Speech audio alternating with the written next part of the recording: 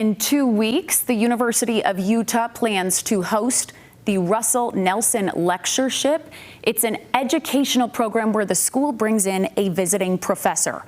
We're told distinguished surgeons from around the country come to visit and teach. This will be the 11th time they hold this event. Now, we've talked about his milestones. One of President Russell M. Nelson's milestones was in the medical field. We spoke with a doctor at the University of Utah earlier this afternoon who shared his perspective on that. Let's take a listen.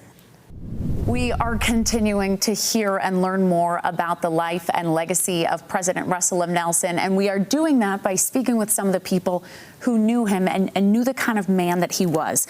I want to introduce you to Dr. Craig Salzman. He is professor and chief of cardiothoracic surgery at the University of Utah. Dr. Salzman, thank you so much for spending your Sunday afternoon speaking with us. We appreciate it. Thank you. I'd like to speak with you at first because I understand, Dr. Salzman, you kind of have a unique relationship with President Nelson and a professional one, and I want to hear about your experience. Can you tell us a little bit about that?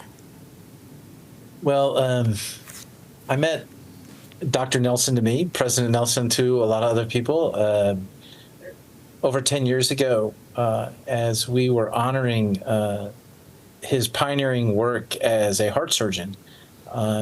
Although it's been well documented, but it's not always well known, that he did the first open heart surgery in the state of Utah.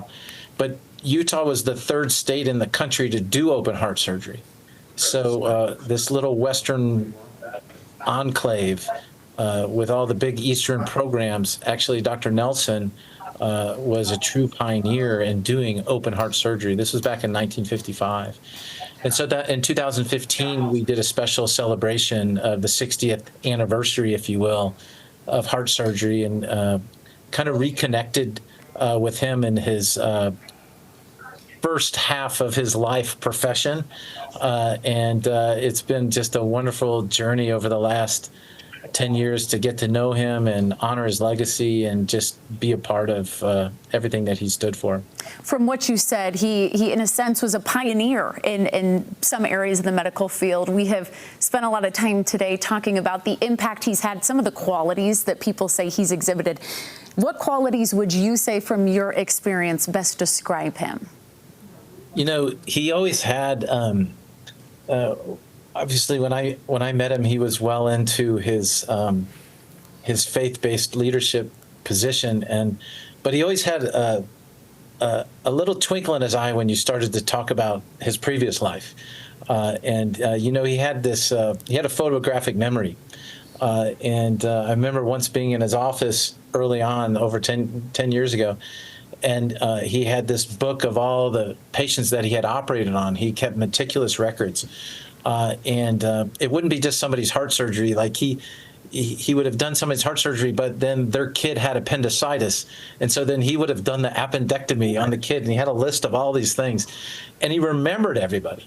And so one of the things that really struck me was that to do what he did took a level of commitment that is not really seen every day, and how he combined what he thought was intellectually interesting, the fact that before his generation, the thought that if you touched the heart that you couldn't do it. It was like one of those things that you just could never do.